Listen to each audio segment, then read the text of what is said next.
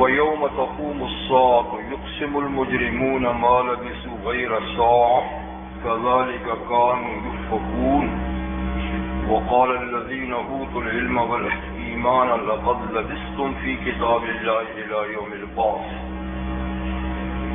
فَهَذَا يَوْمُ الْبَعْثِ وَلَكِنَّكُمْ كُنتُمْ لَا تَعْلَمُونَ فَيَوْمَئِذٍ لَا يَنفَعُ الَّذِينَ ظَلَمُوا مَعْذِرَتُهُمْ وَلَا هُمْ يُسْتَعْتَبُونَ وَلَقَدْ ضَرَبْنَا لِلنَّاسِ فِي هَذَا الْقُرْآنِ مِنْ كُلِّ مَثَلٍ وَلَئِنْ جِئْتَهُمْ بِآيَةٍ لَيَقُولَنَّ الَّذِينَ كَفَرُوا إِنْ أَنْتُمْ إِلَّا مُبْطِلُونَ كَذَلِكَ يَطْبَعُ اللَّهُ عَلَى قُلُوبِ الَّذِينَ لَا يَعْلَمُونَ فاصبر إِنَّ وعد اللَّهِ حَقٌّ وَلَا يَسْتَخِفَّنَّكَ الَّذِينَ لَا يُوقِنُونَ صدق اللہ العظیم۔ سورہ روم کی آیہ نمبر 55 سے 60 تک، یعنی سورت کے آخر تک آیات میں نے آپ کے سامنے ان آیات مبارکہ سے پہلے انسان کی تخلیق کے 3 دور اللہ نے ذکر فرمائے: بچپن کا زمانہ، جوانی کا زمانہ اور بڑھاپے کا زمانہ۔ اور اس کو بھی اللہ تعالیٰ نے اپنی قدرت کی ایک نشانی قرار دیا۔ کم لوگوں پر یہ تینوں دور آتے ہیں، ورنہ تو کئی بچپن میں ہی چل بستے ہیں، کئی جوانی میں چل بستے ہیں، اور بڑھاپے تک کم ہی لوگ پہنچتے ہیں۔ لیکن بہرحال انسانی زندگی کے یہ 3 دور ہیں۔ پہلا دور انتہائی کمزوری کا ہے۔ فرمایا اللہ الذی خلقکم من ضعف، اللہ وہ ذات ہے کہ جس نے تمہیں کمزور پیدا کیا۔ مادہ تخلیق بھی کمزور ہے، کیونکہ اولی انسان کا مادہ تخلیق کیا تھا؟ مٹی کمزور ہے، جب چاہو کھودو، جہاں چاہو پھینک دو۔ اور پھر باقی انسانیت کا مادہ مائع مہین، ایک بے قدر اور حقیر پانی ہے، وہ بھی کمزور ہے۔ الم نخلقکم من ماء مہین، کیا تم کو ہم نے ایک بے قدر حقیر پانی سے نہیں پیدا کیا؟ اور فرمایا کہ وہ پانی یخرج من بین الصلب والترائب، پیٹھ اور سینے کی ہڈیوں سے نکلتا ہے۔ ماء دافق، اچھل کر نکلتا ہے، اور ماء مہین، وہ بے قدر سا پانی۔ تو مادہ تخلیق مٹی ہو یا پانی، دونوں ہی کمزور ہیں۔ اور پھر اس مادے سے جب انسان بنتا ہے تو اس کا اولین دور بھی کمزور ہوتا ہے۔ بچہ کتنا کمزور ہوتا ہے، ہر چیز میں محتاج۔ پھر رفتہ رفتہ اللہ تعالیٰ اس کے اندر قوتیں، طاقتیں بڑھاتے رہتے ہیں، اور بڑھتے بڑھتے وہ پھر جوانی کی حد کو پہنچتا ہے، تو اس میں ساری جسمانی قوتیں کامل ہو جاتی ہیں۔ اور قوت اور طاقت دماغی بھی، آنکھوں کی بھی، شنوائی بھی، اگر کوئی بیماری نہ ہو تو سب قوتیں کامل ہوتی ہیں جوانی میں۔ اور جب جوانی کا دور ختم ہوتا ہے تو پھر وہ قوتیں گھٹنی شروع ہو جاتی ہیں۔ آنکھوں کی بینائی چلی جاتی ہے، کانوں کا سنوائی چلی جاتی ہے، اور یوں کرتے کرتے کرتے انسان جو ہے وہ چلنے پھرنے کے قابل بھی نہیں رہتا، چاہے وہ مقوی غذائیں کیوں نہ کھائے، باقاعدگی سے ورزش کیوں نہ کرے، ایکسرسائز کیوں نہ کرے، لیکن پھر قوت کہاں آتی ہے؟ تو اصل زندگی کا دور جیسے میں بیچ میں، اگر کسی آدمی کی زندگی 60 سال ہے تو یوں سمجھے کہ پہلے 30 سال تو غفلت اور نیند کے ہیں۔ بچپنے میں تو کیا ہے، کھیل کود اور تماشے ہی ہیں۔ پھر جب آگے بڑھتا ہے تو یہ اصل دور ہوتا ہے 20 سال کا بیچ۔ پھر آگے سے 40 سال کے بعد جو ہے وہ پھر ڈھلتا رہتا ہے، پھر وہ قوت نہیں رہتی۔ تو یہ بیچ کا زمانہ ہی اصل زمانہ ہے، آدمی کچھ کرے تو اسی میں کر سکتا ہے، آخرت کو بنائے تو اسی میں بنا سکتا ہے، دنیا بنائے تو اسی میں بنا سکتا ہے، یعنی اپنی دنیا بہتر بنانا چاہے تو بھی یہی دور ہے، اور اپنی عقبہ بنانا چاہے تو بھی یہی دور ہے۔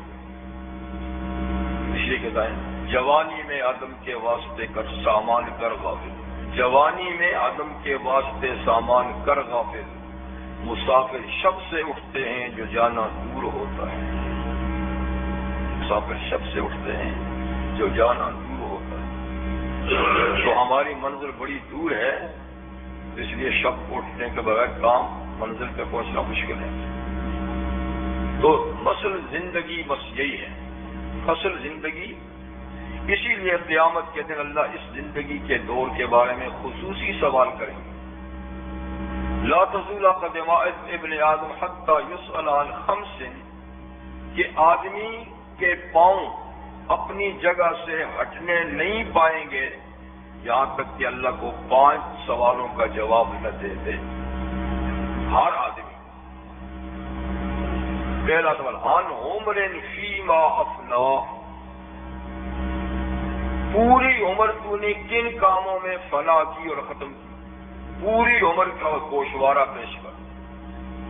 پوری عمر سے مراد ہے بالغ ہونے سے لے کر موت تک، کیونکہ نابالغی کا عمر جو ہے اس میں اللہ کا کوئی قانون لاگو نہیں ہوتا، اس کے بارے میں پوچھیں گے بھی نہیں، لیکن بالغ ہونے کے بعد سے موت تک پوری زندگی کن کاموں میں صرف کی اللہ پوچھیں گے، بتا دو۔ اب پوری زندگی میں بچپن بھی ہے، جوانی بھی ہے، بڑھاپا بھی ہے، تو بچپن کا سوال نہیں ہے، بچپن سے آگے پوری زندگی کا سوال ہے، جس میں جوانی اور بڑھاپے کے دونوں دور ہیں، لیکن اللہ تعالیٰ جوانی کے بارے میں مستقل سوال کریں گے۔ وَعَنْ شَبَابٍ فِيمَا أَبْلَىٰ، اور شباب اور جوانی کے بارے میں بتا کہ کن کاموں میں تو نے اس کو پرانا کیا، بڑھاپے تک پہنچایا، اس لیے کہ اس میں ساری قوتیں کامل ہیں، کچھ کرنا ہے نہ کرنا ہے، وہ یہی تو دور ہے۔ اس لیے اور فرمایا کہ مال کہاں سے کمایا اور کہاں خرچ کیا، اور یہ کہ علم پر کتنا عمل کیا، یہ سب سوالات ہیں، اور اللہ تعالیٰ نے سوال یہی دنیا میں بتا دیے کہ ان کے بارے میں سوال ہوگا، ان کے لیے تیاری کر کے ہو۔ تو مقصد یہ کہ اصل دور جو ہے نا، کام کا دور، دین بنانا یا دنیا بنانی ہے، وہ جوانی کا دور ہے، لیکن جوانیاں ہماری کیسے گزرتی ہیں؟ انتہائی غفلت۔ کہتے ہیں جب بوڑھے ہوں گے تو دیکھا جائے گا، جب بوڑھے ہوں گے تو پھر کیا دیکھا جائے گا؟ پھر نہ ٹھیک سے نماز پڑھی جا سکے گی، نہ ٹھیک سے روزے بہانے ہوں گے، یہ ہوگا وہ ہوگا، بس۔ تو در جوانی توبہ کردن شیوہ پیغمبری، جوانی میں توبہ کرنا، راہ راست پہ رہنا، یہ ہے انبیاء کرام کا شیوہ اور طریقہ۔ اور وقت پیری گرگ ظالم می شود پرہیزگار، یہ تو بڑھاپے میں تو بھیڑیا ظالم بھی پرہیزگار ہو جاتا ہے، جب دانت نہیں رہتے ہیں، پیٹ میں آنکھ نہیں رہتی، وہ بھی شریف بن کے پڑا رہتا ہے، یہ کر جو کچھ نہیں۔ تو اس لیے جس دور میں آپ غلطی کر سکتے ہیں نہ کریں، یہ ہے کمال۔ اور شیطان بہکاتا ہے کہ نیکی چھوڑ بڑھاپے میں کریں گے اور اس کی بات نہ مانیں، یہ ہے بات۔ تو جوانی کا دور ہی دور ہے۔ جگر میرا مراد آبادی کہتے ہیں رخصت ہوئی شباب کے ہمراہ زندگی، رخصت ہوئی شباب کے ہمراہ، کہنے کی بات ہے کہ جیے جا رہا ہوں میں، یعنی زندگی کا لطف جو ہے نا وہ تو جوانی میں ہے، اب بڑھاپے میں تو لوگ کہتے ہیں جی رہا، بس میں بھی کہتے ہیں جی رہا ہوں، لیکن اب جینے کی کوئی مزے نہیں۔ تو شباب گیا، سمجھے کہ جوانی گئی۔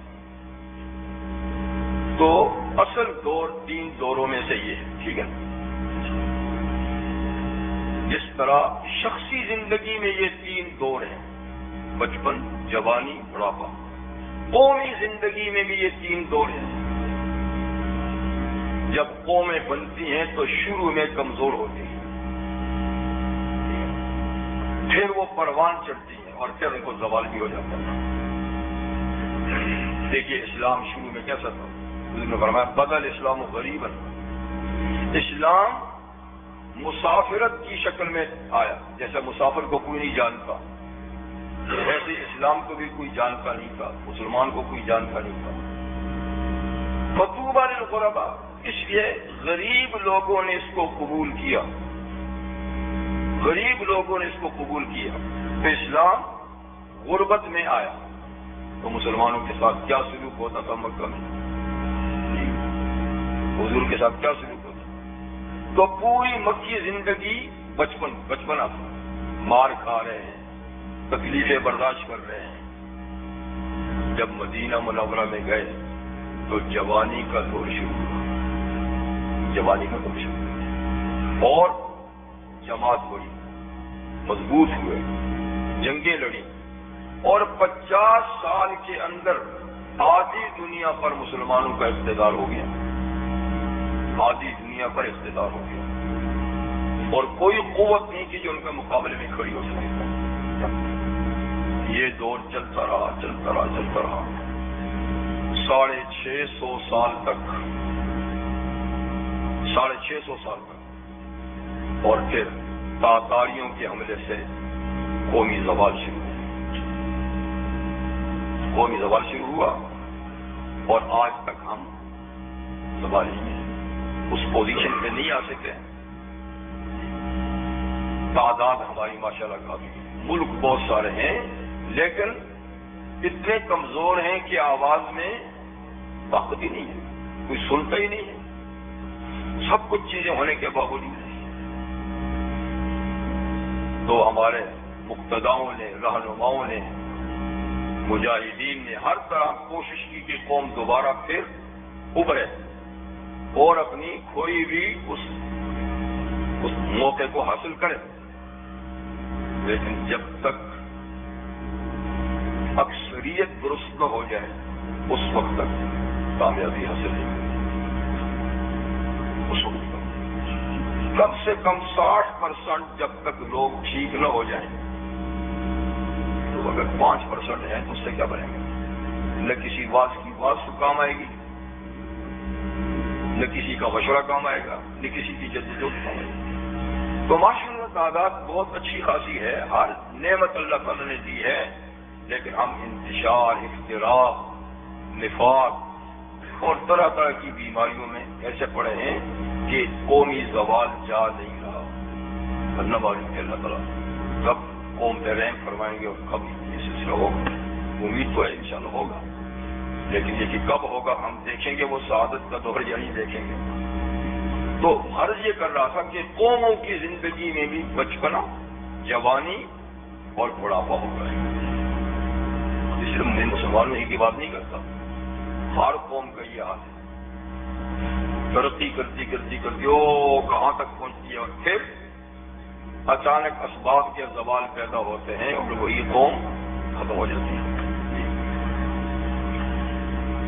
تو فرماتے ہیں کہ تم کو کمزور حالت میں پیدا کیا، پھر کمزوری کے بعد تمہیں قوت دی، پھر قوت کے بعد تمہیں دوبارہ کمزوری کی طرف لے گئے اور بڑھاپے میں۔ یہ اللہ کی قدرت کے کرشمے ہیں۔ جتنا وقت اللہ نے جس طریقے سے لکھا ہے اسی طریقے سے ہوتا ہے، پھر اس کے اسباب بھی پیدا ہوتے ہیں، اور جب وہ ٹائم پورا ہو جاتا ہے تو اس کے اسباب بھی ختم ہو جاتے ہیں۔ پھر آپ لاکھ کوشش کریں ہوتا کچھ بھی۔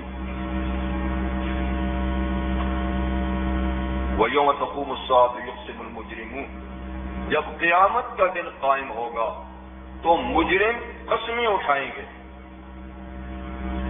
یعنی جب مجرموں کے سامنے ان کے اعمال، برے اعمال پیش کیے جائیں گے وہ پہاڑوں کی شکل میں، تو وہ دیکھ کے انکار کریں گے، ہم نے اتنے کام کب کیے ہیں؟ تو پوچھیں گے تم کتنے رہے تھے دنیا میں، کتنے رہے تھے؟ ما لبثوا الا غیر ساعة، کہیں گے ہم تو ایک لمحہ ہی رہے تھے، ایک لمحے میں بھی کوئی اتنا کام کر سکتا ہے؟ یہ جی ہمارے ساتھ زیادتی ہو رہی ہے، اتنے کام ہم نے نہیں کیے، اس لیے کہ ہم تو دنیا میں ٹھہرے ہی ایک لمحہ ہے، قسم اٹھا کے کہیں واللہ ہم ایک لمحہ ٹھہرے۔ بالغی صلی اللہ علیہ وسلم اللہ تعالیٰ فرماتے ہیں کذالک کانوا یؤفکون، جیسے آج جھوٹ بک رہے ہیں قسم اٹھا کر، ایسے یہ دنیا میں بھی الٹے ہی جاتے تھے، دنیا میں بھی یہ الٹی طرف جاتے تھے، ان کو لاکھ سمجھاؤ یہ سمجھتے ہی نہیں تھے، اور اس دن کی ان کو فکر ہی نہیں تھی۔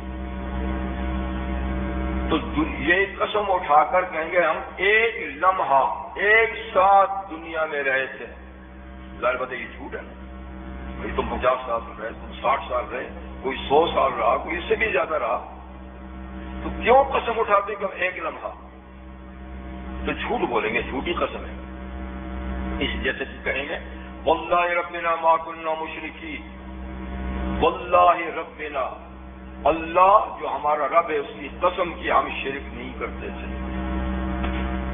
اللہ کے سامنے اللہ ہی کے نام کی جھوٹی قسم اٹھائیں گے،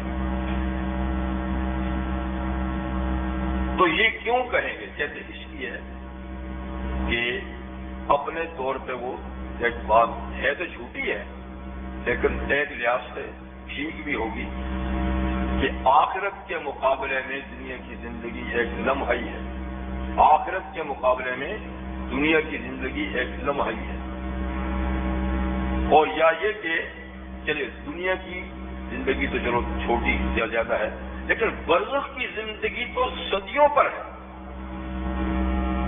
برزخ کی زندگی تو صدیوں میں ہے، اس کو بھی کہیں گے ہم ایک لمحہ ہی رہے ہیں، کیونکہ یہ ساری زندگی کے بارے میں کہیں گے دنیا کی زندگی برزخ کی زندگی ایک لمحہ رہے، لیکن آخرت کے مقابلے میں آپ اس کی صدیوں والی زندگی کو بھی ایک ہی لمحہ سمجھیں، کیونکہ آگے کی زندگی تو لازوال ہے، تو یہ کئی صدیاں بھی ہوں تو اس کے مقابلے میں لمحہ ہے، بلکہ لمحہ بھی نہیں ہے۔ تو کہیں گے کہ ہمیں موقع نہیں ملا، اللہ فرماتے ہیں موقع ملا، کام کے لیے تمہیں موقع ملا، اور یہ زیادتی نہیں، یہ تمہارے اپنے کرتوت ہیں، تمہارے اپنے کام ہیں۔ تم دنیا میں بھی یوں الٹے چلتے تھے قسمیں اٹھا کر، اور آج بھی تم قسمیں اٹھا کر اس سے بری جمع ہونا چاہتے ہیں۔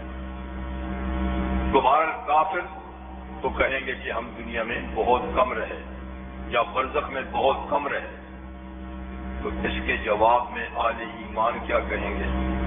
وقال الذين اوتوا العلم والایمان، وہ لوگ جن کو دنیا میں علم بھی دیا گیا تھا اور ایمان بھی دیا گیا تھا، تو یہاں علم سے مراد دین کا علم ہے،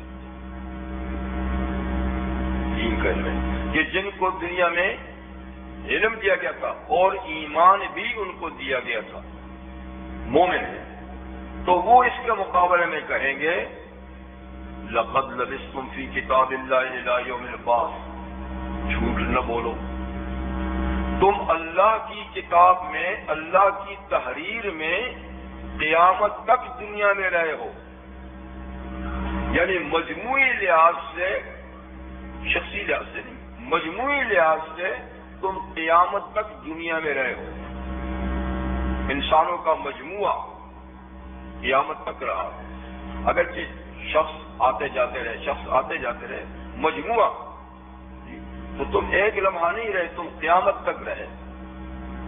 اور پھر یوم البعث ہر آدمی کا الگ بھی ہے کہ ہر آدمی اپنی زندگی کے لکھے ہوئے وقت تک رہا، جتنے اللہ نے لوح محفوظ میں اس کی زندگی لکھی ہے اتنا اتنا وہ رہا، تو تم یہ کہتے ہو کہ ہم ایک لمحہ رہے، ایسی بات نہیں ہے، ہر ایک کی زندگی کا حساب الگ الگ ہے، فی کتاب اللہ تعالیٰ لوح محفوظ یا علم الہی، اللہ کے علم میں یا لوح محفوظ کی تحریر میں تم یوم البعث تک دنیا میں رہے ہو، تو فہذا یوم البعث، تم کہتے تھے یوم البعث نہیں ہے، سو آج یہ یوم البعث ہے، تم بھی ہو میدان میں، ہم بھی ہیں میدان میں، یہی یوم البعث ہے جس کا تم دنیا میں انکار کرتے تھے، وَلَكِنَّكُمْ كُنْتُمْ لَا تَعْلَمُونَ، لیکن تم نہیں جانتے تھے، یعنی تمہارے پاس دین کا علم نہیں تھا،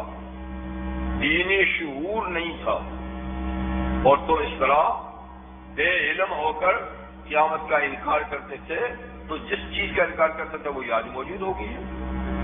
اب بہانوں سے بات نہیں چلے گی۔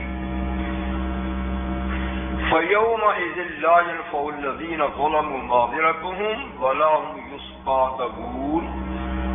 تو ان کی یہ جو خلابازیاں ہوں گی نا کافروں کی، کبھی یہ بات کہی کبھی وہ بات کہی،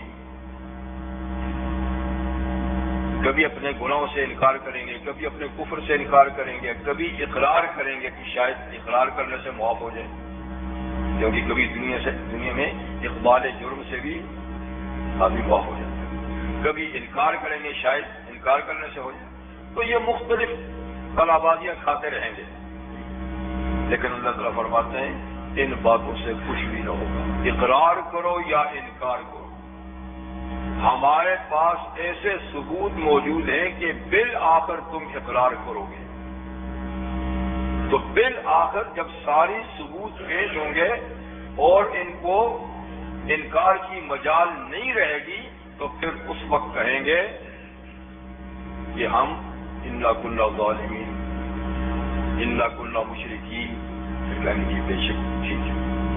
تو اللہ تعالیٰ نے بہت انتظامات کر رکھے ہیں، نہ کریں تو بھی کون پوچھ سکتا ہے؟ اللہ تعالیٰ کا اپنا علم ہی کافی ہے ہر ایک کے اعمال کے بارے میں، لیکن اس نے کرامن کاتبین فرشتے بھی مقرر کر رکھے ہیں اعمال لکھنے کے لیے، اور اللہ تعالیٰ انبیاء سے شہادت لیں گے، ہر جماعت میں جو نیک لوگ ہوں گے ان سے ان جماعت والوں کے بارے میں شہادت لیں گے، کمیونٹی سے شہادت لیں گے کہ آپ کے آس پاس یہ لوگ رہتے تھے کیا عمل کرتے تھے، اور اللہ تعالیٰ زمین سے بھی شہادت لیں گے کہ تیری پشت پہ یہ کیا کرتے تھے، اور الیوم نختم علی افواہہم وتکلمنا ایدیہم وتشہد ارجلہم بما کانوا یکسبون۔ تو کبھی ان کو بولنے کی اجازت ہوگی اور پھر اللہ زبان کو بند کر دیں گے اور باقی اعضاء سے پوچھیں گے کہ تجھ سے یہ انسان کیا کام لیتا رہا، تو وہ سب ٹھیک ٹھیک بتائیں گے، ہاتھ پاؤں سب۔ تو یہ ساری شہادتیں گزریں گی تو مجال ہی نہیں رہے گی کہ آپ وہ انکار کر سکیں، ٹھیک ہے؟ تو پھر کیا کریں گے؟ اللہ فرماتے ہیں کہ اب یہ باتیں چھوڑو، اب تمہارے بچنے کی کوئی صورت نہیں۔ تو فَيَوْمَئِذٍ لَا يَنفَعُ الَّذِينَ ظَلَمُوا مَعْذِرَتُهُمْ، تو آج کے دن ظالموں اور کافروں کو ان کی معذرت فائدہ نہیں دے گی کہ وہ عذر پیش کریں کسی قسم کا بھی یا توبہ کریں، نہیں، وَلَا هُمْ يُسْتَعْتَبُونَ، اور نہیں ان کو اللہ کو راضی کرنے کا موقع دیا جائے گا اور اجازت دی جائے گی کہ آپ توبہ کر کے اللہ کو راضی کر لیں، کوئی عذر پیش کر لیں یا اللہ کو راضی کرنے کے لیے کچھ توبہ کر لیں، یہ مواقع اب نہیں ملیں گے، کیونکہ وہ یہ بھی کہیں گے کہ اچھا ہمیں پتہ نہیں تھا، اب ہمیں دنیا میں دوبارہ بھیج دیجیے، تو ہم پہلے جیسے کام نہیں کریں گے، بالکل نیک اور صالح بن کے آئیں گے، مگر یہ پیشکش بھی قبول نہیں کی جائے گی، تو کوئی عذر نہیں قبول ہوگا اور اللہ کو کسی صورت میں وہ منا نہیں سکیں گے۔ وَلَقَدْ ضَرَبْنَا لِلنَّاسِ فِي هَذَا الْقُرْآنِ مِنْ كُلِّ مَثَلٍ، اور ہم نے تو اس قرآن میں ہر طرح کی مثالیں بیان کی، ہم نے سمجھانے میں کوئی کسر ہی نہیں چھوڑی، دلائل الگ دیے ہیں، مثالیں الگ دی ہیں، اور نبیوں کو نشانات الگ دیے ہیں، عقلی دلائل، نقلی دلائل، آفاقی دلائل، اور ہر طرح کی مثالیں۔ تو قرآن حکیم کا ایک بہت بڑا حصہ مثالوں پر بھی ہے، توحید کی مثالیں اللہ تعالیٰ نے دی ہیں، رسالت کی دی ہیں، آخرت اور معاد کی دی ہیں، یعنی کتنی چیزیں، کتنی مثالیں ہیں۔ تو مثال ایک ایسی چیز ہے کہ جس سے مشکل مسئلہ بھی فہم کے قریب لایا جا سکتا ہے، یعنی آپ اس کو علمی انداز سے دلائل میں کہیں گے کہ کسی کی پلے نہیں پڑے گا. لیکن مثال ایسا طریقہ ہے کہ اس کے ساتھ مشکل سے مشکل مسئلہ بھی جلدی ذہن میں آ جاتا ہے اور ہر آدمی کے ذہن میں آ جاتا ہے. دلائل تو آپ پڑھے لکھے لوگوں کو تو سمجھیں گے، لیکن ایک آدمی حجت اور جاہل ہے، وہ دلائل کیا سمجھے گا؟ اس کو تو آپ مثال سے سمجھائیں.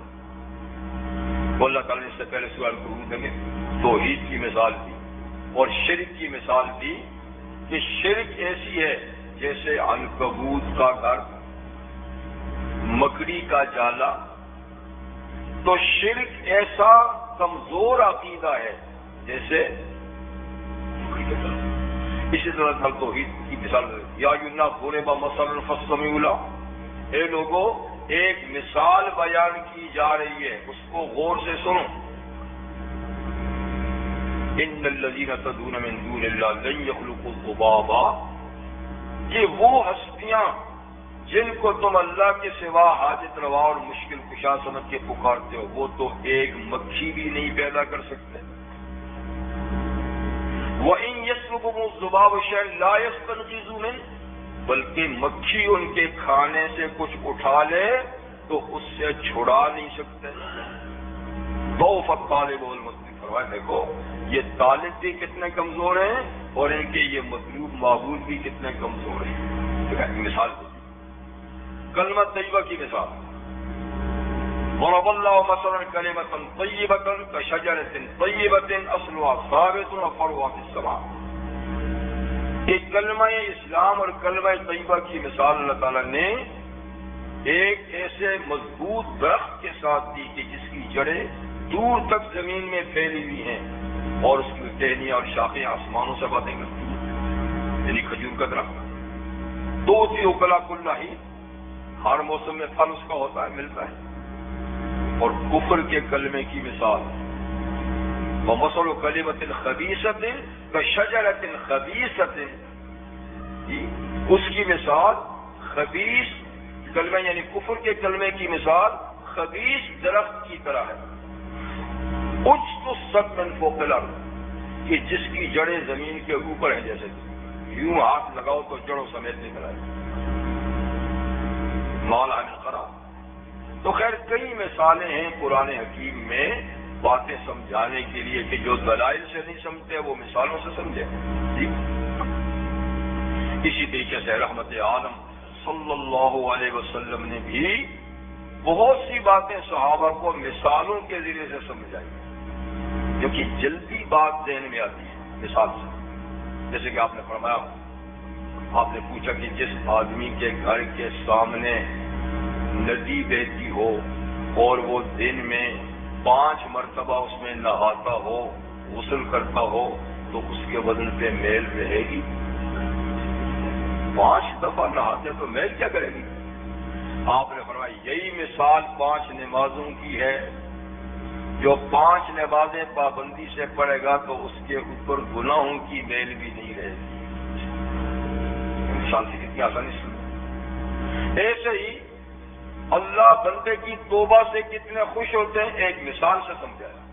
ظاہر بات ہے کہ اللہ کی خوشی کا ہم کیا اندازہ کر سکتے ہیں، اللہ کی خوشی کا ہم کیا اندازہ کر سکتے ہیں، لیکن حضور نے مثال سے سمجھا دیا کہ جیسے کوئی آدمی اپنا اخراجات دانا پانی لے کر، روٹی وغیرہ لے کر اونٹ پہ سوار ہو کر صحرائے عرب میں کسی منزل کی طرف چل پڑا. تو چلتے چلتے ایک سایہ دار درخت کے پاس گیا تو دل میں آیا کہ تھک گیا ہوں میں بھی اور اونٹ بھی، تو یہاں کچھ آرام کر لوں، اتر کے سو جاؤں، پھر اگلی منزل پہ جاؤں گا. اتر کے لیٹا تو سو گیا، سو کے اٹھا تو اونٹنی ندارت، جس کے اوپر اس کا کھانا بھی ہے پینا بھی ہے وہ غائب. کچھ دیر ادھر ادھر گھوم کے دیکھا تو نہیں ملی. اب صحرا ہے، زیادہ چل بھی نہیں سکتا کہیں، تو مایوس ہو کر، زندگی سے مایوس ہو کر واپس آ کر اسی جگہ میں لیٹ گیا کہ اب چند لمحوں کے بعد بھوک پیاس سے تڑپ کے مر جاؤں. لیٹا تو پھر آنکھ لگی، سو گیا. اب جو آنکھ کھلی تو دیکھا اونٹنی پاس بیٹھی ہوئی.